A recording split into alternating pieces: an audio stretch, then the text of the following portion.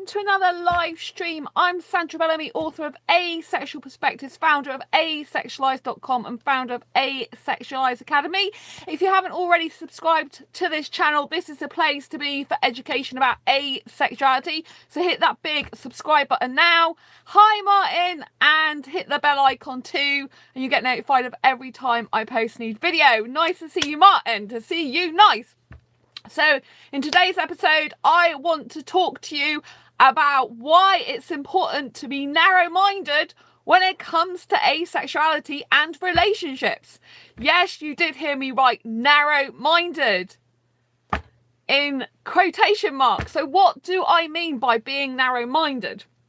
Well, there's a lot of asexuals that seem to believe when you're on the asexual dating scene and asexual relationships, and this could equally apply to friendships, actually. There's a lot of asexuals that think, oh, anything goes, right? Just open. So say you're on specifically, say you're on an asexual dating site, right? And they're like, you know, oh, I can't put I want this, that and the other because I won't get anyone. I won't get anyone talking to me, approaching me. I won't get anyone interested in me. So I'm going to leave it wide open. You know, I'm just going to say have you seen those profiles? They get quite a lot of hits. They get quite a lot of friends made, actually. How many friends are genuine friends, I don't know. But, you know, the profiles that say I'm happy-go-lucky, don't take life too seriously, like having friends. Those are the ones that tend to attract the most friends, you know, because it's kind of like casual, no pressure or anything. You know, everyone's laid back, happy-go-lucky, right? So, in a sense, if you want to collect friends on asexual dating sites, that's a very good technique to use. If you want to initially attract people to talking to you, that's a really good technique to use. You know, just put, hi, I'm blah, blah, blah. I like this, that, you know, might even want to say a few bits. But the people that tend to get a lot of hits quite early on and a lot of friends made are the ones that put, you know, I don't take life too seriously. I like to have fun and enjoy my life. I love making friends, hit me up, that type of stuff. So if you want to know what to do to attract loads of people, then yeah, sure, go for it. But if you're looking for people who you want in your life that are going to be, for example, committed friends or friends that have like minds that you can relate to, or, you know, if you're looking for a relationship and you're looking for a serious and committed monogamous relationship, for example, you know, if you're in sort of those categories, you need to be narrow-minded. What I mean by this is you need to be thinking and narrowing down exactly what you want in a relationship. So say you're on an asexual dating site and you've just got this general profile, love having fun, blah, blah, blah. That doesn't say anything about you. Oh yeah, it says you like to have fun, but what does fun mean to you? Fun means different things to different people, so you need to narrow down exactly what the fun is. So, you know, put about your hobbies and your interests, and put what you're actually looking for, in your ideal relationship. You know, if you want to get a person, yes, it's hard. You're not going to get tons of people possibly connecting with you to be in a relationship with you. If you just want friends is a great way of starting any relationship anyway, and I would strongly urge anyone to want to start and form friendships first and foremost. But if you're on asexual dating sites and you are looking for a relationship, you need to narrow down what you want. Nail it. You know, so many people are leaving themselves wide open and they're like, well, why aren't I getting anyone, or why aren't I getting the right person, or why isn't people connecting with me? One is you need some juicy content in your profile. You know, if you've just got the usual generic stuff, how's a person supposed to get to know you? When I'm on asexuality.com, for example, dating site, and I'm looking through people's profile, if they don't say anything about their hobbies or interests, it's like, well, what is it with you? What's your life about? What are you about? What do you like doing? What makes you happy and excited? What type of interests do you have, you know? And that is really, you know, relevant to me as well, because when you're narrowing down your choices and your expectations, your standards, your likes, your wants, your needs and dislikes, yeah, you might not get many people turn up in your life in terms of like specifically that narrowing down, but that's good, because you don't want everyone in the world coming at you going, I'm available, get me, you know, have me. Do you know what I mean? You don't want that, because there's certain traits that you're not going to like in people, that you're not going to want, you know. So say, for example, you want children, and like I don't know, half of the asexuals on the dating sites don't want kids. Unless you put that in your profile, you could get all the people connected with you that want children as well as those that don't. And say you've started to have strong feelings for someone who wants kids and you don't, unless they happen to change their mind, which is unlikely, then you need to not be putting yourself in that position. Because once you've fallen in love, you know how painful it is. We all know how painful it is to realise years later of our life is gone because we did not narrow down what we wanted and what they wanted. So not only do you have to be narrow-minded as in know exactly what you want in terms of relationships. So these are the questions you need to ask yourself. Do you want kids? Do you want marriage? Do you want to live with a person? Okay, what could you compromise on, if any of those, and what could you not compromise on any of them? So, for example, I will not have children with any guy. That is simple as is. I haven't wanted children since I was 15 years old, and no one's going to change my mind on that. I'm a solo artist. So I'm here to create my own life and my own world and my own passions, you know? So there's no point in me going with someone who blatantly wants kids or is interested in kids, because it's just going to lead to heartache and heartbreak for both of us.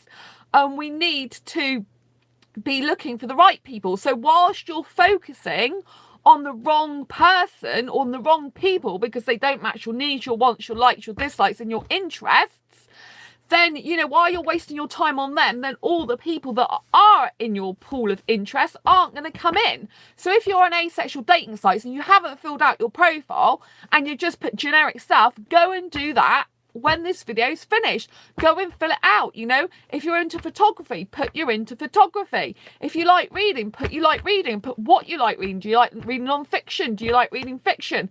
If you don't want children, put you don't want kids. If you don't want marriage, put you don't want marriage. Yes, it narrows it down, but then you can look for profiles that are similar to you. What other people don't want marriage? What other people don't want kids? You know? And obviously, if people have just put generic profiles, then you have to reach out to them and ask them on an individual level.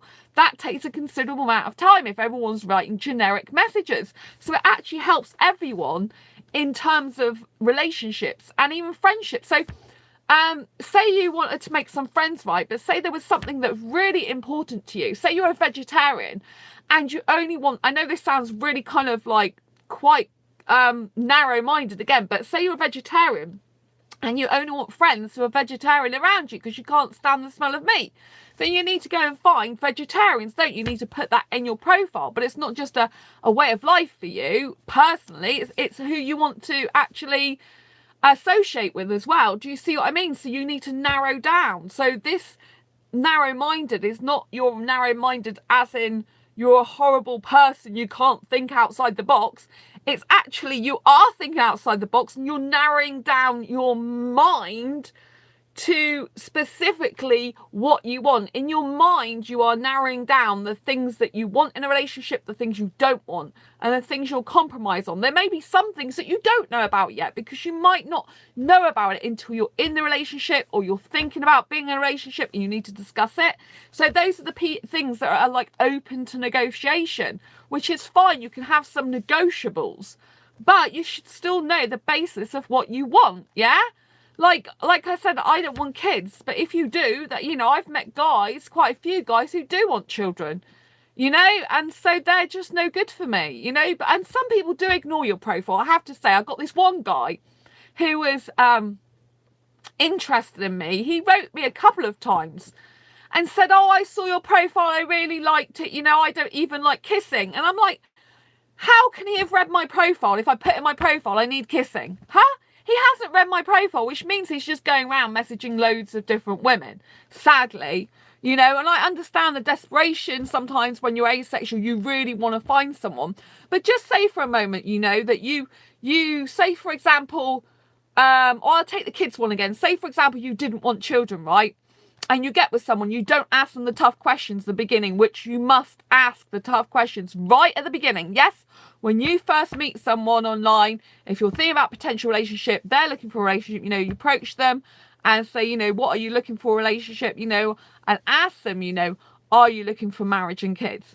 But say the kids one, right? Say I was with someone And I never ask the question, do you want kids? And then I'm with them for a year and, you know, we're really in love. Everything's going great. And all of a sudden he turns around to me and says, you know what? I'd like us to have a baby. Oh, sorry. It makes me feel sick because I'm really pregnancy repulsed and baby making and having repulsed personally for me. I can't stand it. So anyway, thanks for the thumbs up. I appreciate that.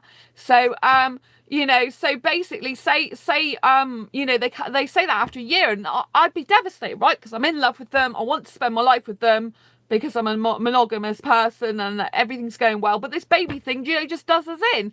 And then basically they've got to move on. So have I. I've got to start all over again. But that whole year I was with that person, I could have put all the time and energy into looking for someone else or spending more time with my family and my friends. You know, who I don't have to, you know, I'm not getting all this emotional attachment with, because whether we like it or not, we do get emotionally attached when we're in love, you know.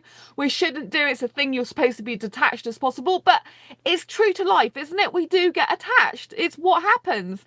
So it's better to find out sooner rather than later. It's better to narrow down in your mind exactly what you want. Write it all out on paper. Get your notebook, you know, get a notebook, whatever sort of notebook, and write in it. Write down what you want. And this is loads of other stuff I write. But I write you know, I write things about my life in these books. I write things about business. I just have loads of notebooks everywhere, basically. But you need to be writing down exactly what you want. Write it all on paper before you even put it on a dating or friendship site. You know, write down what type of thing you're looking for. If you're looking for a friend, what type of friend are you looking for? If you're looking for a friend to go traveling with, are you looking for a friend to go out for meals and to the cinema with? Are you looking for a friend to go hiking with? Are you looking for a friend just to do certain pursuits? Are you looking for a friend to see regularly, like 3 times a week?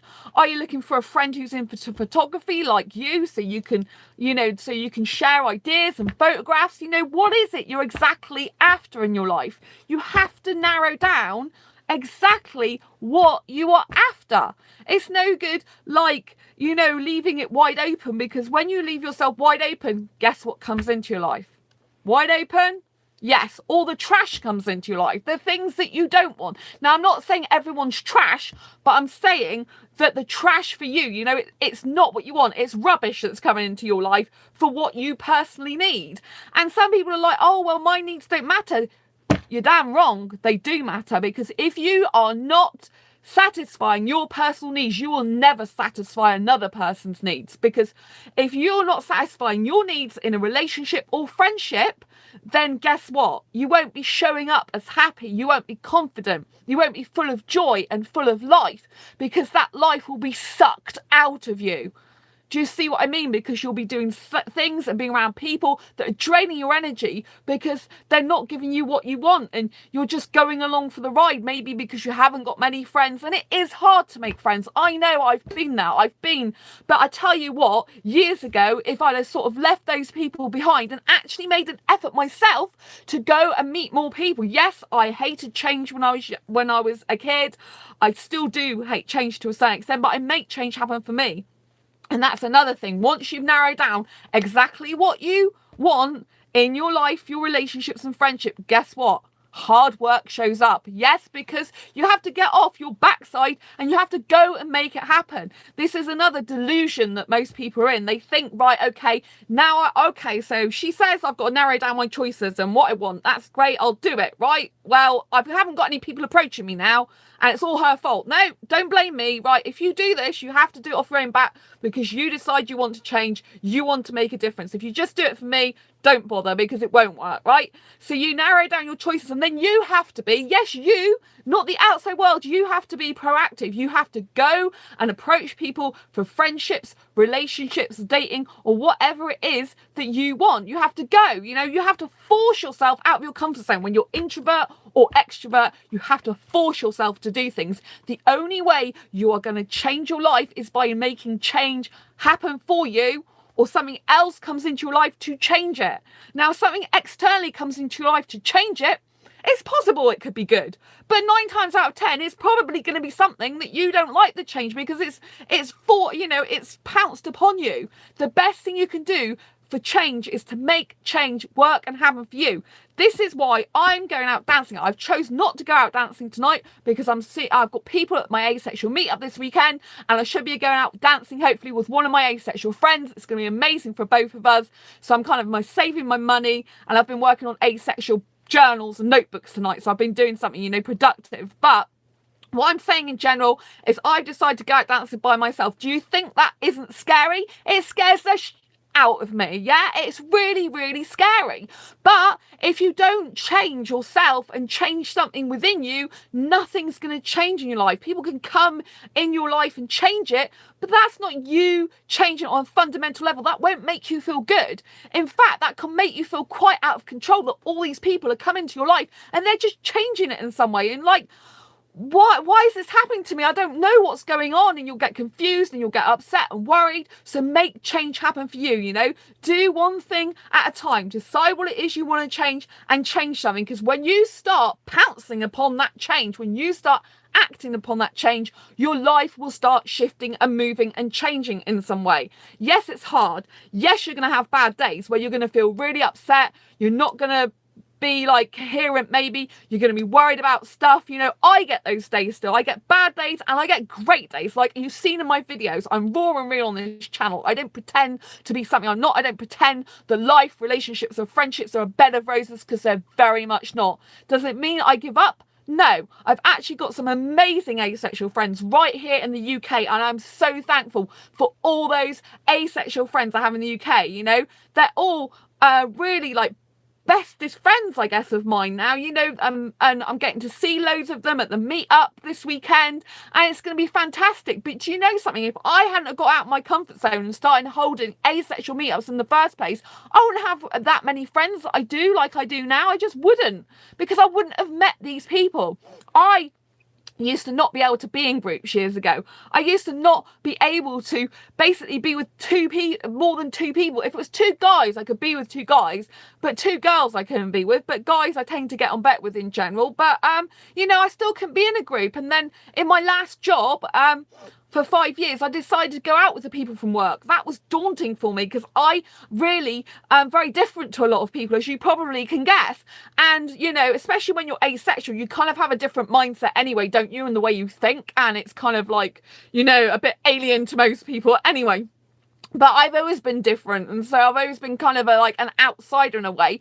But I look at my difference as beauty now. I don't see it as bad. I see it as really good, because I don't want to be like the masses who are just going along for the ride. And that's why you have to be narrowing down your mind to what you want, because don't be like the masses. Narrow down what you want, because you will never find the relationships and friendship you want while you're leaving yourself wide open to anyone and everyone that comes into your life going, hey, can I do this? This doesn't mean to say that if you meet a stranger and you decide you want to try and be their friend, that it's not going to work. And, you can get people who are different to you, and you can make that work. You can compromise. But there are certain things, say you've got a friend and that's come into your life and they do drugs, right? And you don't want to take drugs ever. And, they start asking you, do you want to join me in drugs? Right? That person is going to be no good for you if you're anti-drugs. Do you see what I mean? I personally am anti-drugs. I don't, it doesn't mean to say I haven't got people who've tried drugs who are my friend, because I have, I can't control their behaviour. You can't. But if I had friends that were pressurising me or asking me or taking that regularly and spaced out, I wouldn't feel comfortable. I wouldn't want to be friends with them. Do you see what I mean? I have friends that are different to me. I'm not saying you can't have friends that are different to you, but in a relationship, I cannot be with someone who takes drugs, for example. I just can't be with someone like that. So you might have different rules for friendships even than you do for being in a relationship. Do you see what I mean? So if you're on asexual dating sites, because this is the topic of this main conversation, right? Because this is asexuality relationships. That's what I titled it, because I want to talk more to you about asexuality relationships and help you out here on my channel, And so it's really important that you might be able to have certain things in friendships. For me, I have friends that I don't talk to all the time, yeah? And then I have closer friends that I talk to regularly. But but if I was in a relationship, that I would want daily contact. If I don't hear from my friends in a day, I don't get worried, because I've got quite a lot of friends online, so I usually hear from someone in a day anyway. It's usually me who is so busy that I can't actually reply to everyone all the time, so I usually hear from someone anyway. I'm very honoured and blessed like that. But that's taken me a while to even work up to that. It's taken me a while to even get the confidence to have online friendships. So that's another thing, nail down. If you're not getting friendships in person, think in your mind, what type of people do you want to connect with online? What type of people do you want to have conversations with online? Do you want to make friends? Do you want to find someone for a relationship online? Beware of that one, because there's a lot of scammers out there. But yes, in terms of asexual relationships, the most chance you've ever got of having a relationship is through an asexual meetup or online. If a relationship starts online, you've still got to then meet them in person. So you have got to have in your mind how long you want to leave it before you meet that person. And you have to know up front, when you're narrowing down your choices in your mind of what you want in your life, you need to be deadly sure. Are you a mover or are you a non-mover? This is so important. I ask this time and time again in my asexual dating groups on Facebook, because I run 2 dating groups, I ask people time and time again, are you a mover or are you a non-mover? You need to decide that. I'm a non-mover, right? So I need to find a mover or someone who will travel. I'm prepared to travel to certain places in the UK to find someone, right? So I will go, because I like London, I would go and travel to London to meet them. Obviously, money is an issue sometimes, or if money's an issue at the moment, then that's not really going to be practical unless I get someone who can move and travel to Exeter to see me, which is where I live in the UK and hold my asexual meetups. So you've got to think, are you a mover or a non-mover? That is so important. And if you really want to live with someone and someone likes you who doesn't want to live with anyone, unless they happen to change their mind, they're going to be no good for you. So you can keep them as a friend if you want, but don't get into a relationship with that person unless the fundamental basics are the same as your fundamental basics and you want exactly the same thing in that way. It's not going to work and you're wasting your time. You can't have a relationship or friendship based on if someone will change, because that's an if, but, might, or maybe. You could be waiting for 5 years, 10 years of your life, and then all that time's passed you by, and what have you done? What have you got to show for it? A relationship that's going nowhere. If you want serious committed love or serious committed friendship, you have to decide what friendships you want, what relationships you want, and how you're going to show up to the world and how you want the world to show up to you.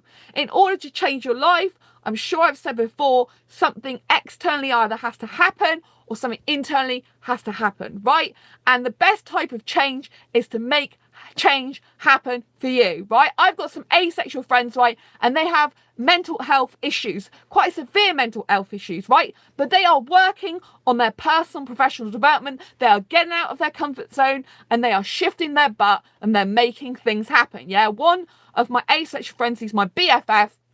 We get on so well, and he is, he's lost loads of weight. He's passed his CBT, which is to do with motorbike training. He's going back to studying, and he's in his 30s. Do you see what I mean? You're never too old. Don't go around giving me excuses or yourself excuses. You can give me excuses you want, but don't ever give yourself excuses and lie to yourself, because that is ridiculous. Stop lying that I can't change my life. Anyone can change their life at any single point in their life. Some people are like, oh, well, I'm too old for this.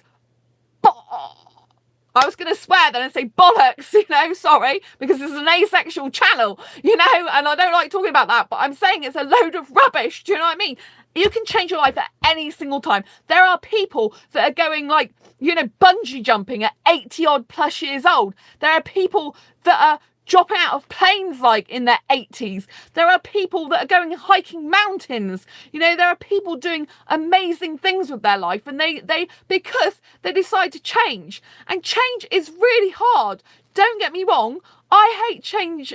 I'm basically was programmed to hate change, but because I make change work and happen for me, I'm more open to change now. I'm more adaptable, but I still got work to do. I'm not perfect. You're not going to be perfect. No one's perfect. But the point is you try. And the point is the more you try, the more you'll find that your life builds momentum and that you'll do other things and that you'll change your life in some ways. And once you start changing your life, you'll meet other people that want to change their lives. And then you can change together and help each other. And you can egg each other on and, fill each other's life up and make each other feel great. If you've got other people around you that are changing and developing, then it brings up nice topics to talk about. And also, if you're going to asexual relationship, don't think for one moment it's not going to be hard work and you're not going to have to develop yourself, because you're going to have to develop yourself. The worst type of people to get into a relationship with are ones that don't want to change, they don't want to develop, they don't want to grow themselves, they don't want to progress in their life. They just want to stay stagnant, because if they want to stay stagnant in their life, they're not going to want to make the relationship with you better. Therefore, when the hits the fan, when things go wrong and the rubbish comes in, do you think they're going to step up to the plate and actually listen to you and try to help the relationship? No, they're going to be like, I don't like this, I'm too lazy. They're not going to say the word lazy. It's too much like hard work. I'm just going to sit back because I've got the person now. And then, do you know what I'm saying? This is laziness. This is, I know some people don't want to hear this. I know I'll probably get some thumbs down for this because, she's talking about change and she's talking about this, that and the other, and she doesn't realise how hard it is. I realise how hard it is. It's damn hard. I realise because every single day I struggle myself. So I'm not telling you this from a place of, I've got everything, I'm doing everything right. I'm telling you from a place of my knowledge and experience to help you to better your life and to help you get better relationships, because I've got better friendships now, right? I haven't got the guy I want, my soulmate. But I've made the decks clear to make sure that when he does show up in my life, that I'm ready for him. I still have work to do on myself, I was talking about developing yourself. I still have fundamental work to do on myself, Every time I encounter some sort of relationship, possible relationship or friendship, if things don't go right, I also reflect myself. Like, what could I have done better? How could I have approached that better? What was really going on there, Because when you're in this, especially if you're a romantic asexual, when you're in this haze of, this is happening, that's happening, you kind of can't always see the picture, and sometimes you might leave someone behind who may have been in a relationship with you, or possibility, and you still might not know what's happened between you. But if you don't know what's happened between you, or there wasn't clarity there, it means the communication wasn't good enough in the first place, and that person's not any good for you anyway. Because if they can't talk openly and honestly to you and tell you exactly how they feel from beginning to end, and be bold and be brave, then, what the heck are they doing? Sometimes it can be very, very scary, relationships and friendships, I've been stung so many times in the past, I still keep getting stung where relationships are concerned. But I know that soulmates exist. I know I have a soulmate, and I know one day he will show up in my life. But till then, I'm enjoying the friendships and I'm building more and more friendships. And I know that any relationship is built on the best ever friendships. So any guys that don't stay in my life, that say they want to be friends, yet they're not talking to me, they're not asking me how I am, they're not sharing their life with me, they've got change around them so I can't get to them, that's not the type of person I think is a good person for a friendship. I've got good asexual friends. Like I said, in the UK I've got some amazing asexual friends, right? They're open with me, they're honest with me, I can text them, message them whenever I want. Sure, they're not at my beck and call, just like I'm not at their beck and call. We've got our own lives, we can't be there 24/7 for each other, because that's not realistic and that's not healthy. But when we message, we get back to each other. We have this consistency where none of us are perfect. There might be times when we forget to get back to the other person, like for a while, or we don't quite know the answer, so maybe but we have a understanding and a trust between us, so that when we talk, it's open, it's honest, we're showing up in each other's lives on a regular basis, we care about each other, we want each other in our lives, and it's healthy friendships. I am really glad and I'm so happy and so blessed to have these asexual friendships, yeah? They mean so much to me because this is a type of friendship that I never had years ago. But my standards were high in my head back then, but I wasn't putting them into action. And my standards weren't as high as they are now. They were high in the sense I kind of thought it, but I didn't narrow down my mindset to saying, yeah, this is the type of people I actually want. I kind of let anyone in, if you know what I mean. So it's not just about mindset, but it's about actually acting on that narrowed mindset of what you actually want in your life, what type of friends and relationships. It's about literally narrowing it down so you have the best sort of quality ingredients for your friends and your relationships. Does that mean people are going to come into your life that are not the quality you're looking for? Of course they are, because, you know, there are people in the world that are good, there are people that are bad, there are people that are indifferent, and there are people that won't always match your needs. And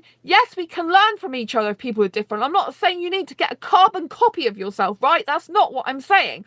But there are key fundamental basics that you might need, you know, you might need it. And if you're not satisfying your own needs, then you're just going to go in life feeling empty. Do you see what I'm saying? So don't feel empty no more. Go and find those friends that really appreciate you. You know, if people are not willing to put the time and effort into you, then don't bother putting all that time and effort into them. But you have to try initially. You have to be proactive. You have to try. Not everyone is maybe going to be as talkative as you. Not everyone's going to be as communicative as you. But you'll know from their responses, like if they keep engaging in conversation, if they ask you questions about yourself, you know. Everyone likes to be asked questions about themselves. If you're on asexual dating sites or you just want to make asexual friends, and you're thinking, how do I approach people? Well, that's easy. You go and talk to them, you message them, and you ask them questions about themselves.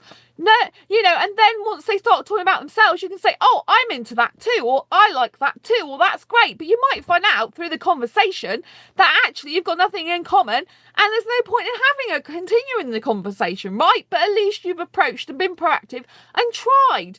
You know, so this is what I'm saying. So I hope that's been helpful and useful to you. I hope you've really understood this Asexualise My Asexual Life episode talking about asexuality, relationships. I hope that's been helpful. So just summarising, you need to narrow down in your mind exactly what you want in terms of friendships and relationships.